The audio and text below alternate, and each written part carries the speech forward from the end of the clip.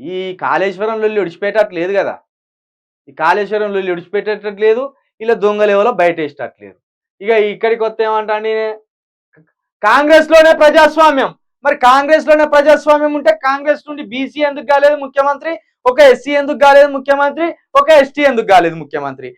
కాంగ్రెస్‌లోనే ప్రజాస్వామ్యం ఉంటే మరి ప్రధానమంత్రి ఎస్సీ ఎందుకు కాలేదు? బీసీ ఎందుకు కాలేదు? ఎస్టీ ఎందుకు కాలేదు? నీ పార్టీని మోస్తున్నది అంతా మా ఎస్సీ, బీసీ, ఎస్టీలే, పేదలే.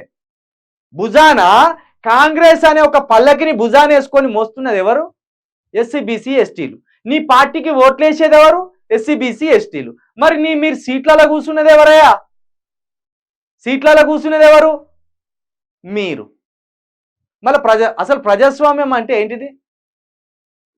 అత్యధికంగా ఏ ప్రజలైతే అణచబడుతుందో, అత్యధికంగా ఏ ప్రజలైతే అన్యాయానికి గురైతుందో, అత్యధికంగా ఏ ప్రజలైతే దోపిడీకి గురైతుందో ఆ ప్రజల్లోకి ఆర్థికంగా ఎదగాలి, ఆ ప్రజలు రాజకీయంగా ఎదగాలి, ఆ ప్రజలు విద్యాపరంగా ఎదగాలి, ఆ ప్రజలే బిజినెస్ మ్యాన్గా ఎదగాలి, ఆ ప్రజలే హీరోలుగా ఎదగాలి.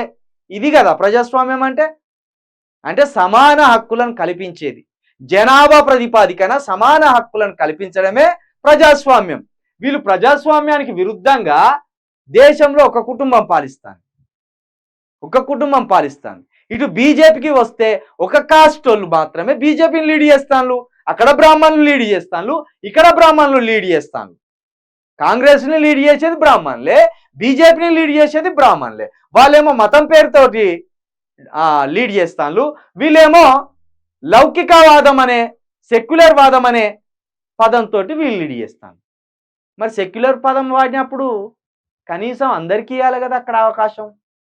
మరి మీ తాత భోగంగానే మీ నాయనమ్మ భోగంగానే మీ నాయన భోగంగానే ఇప్పుడు మళ్ళీ నువ్వు వచ్చినావు. ఇది ఎట్లయితుంది కాంగ్రెస్లో? ఇది ప్రజాస్వామ్యం ఎట్లయితుంది? లేదు, ఇది ఓన్లీ కుటుంబ స్వామ్యం. ఒక ఫ్యామిలీ నడిపిస్తుంది అంతే, డ్రామా. ఏ చేంజ్ లేదు, మాటలు మారుతానే తప్పించి డిఎన్ఏ గదే ఉన్నది, రూపం మారుతుంది గంతే. ఎవరు? నెహ్రూ పోగానే ఇందిరాగాంధీ పోగానే రాజీవ్ గాంధీ పోగానే సోనియా గాంధీ పోగానే రాహుల్ గాంధీ, రేపు రాహుల్ గాంధీ పోగానే ప్రియాంక గాంధీ పోగానే వాళ్ళ కొడుకో బిడ్డ ఉంటే మళ్ళీ ఆ గాంధీ వస్తాడు. రూపం మారుతుంది, కుటుంబం అదే. ఇది ప్రజాస్వామ్యం ఎట్లయితుందా? ఇది ప్రజాస్వామ్యంలోనే రాచరికం.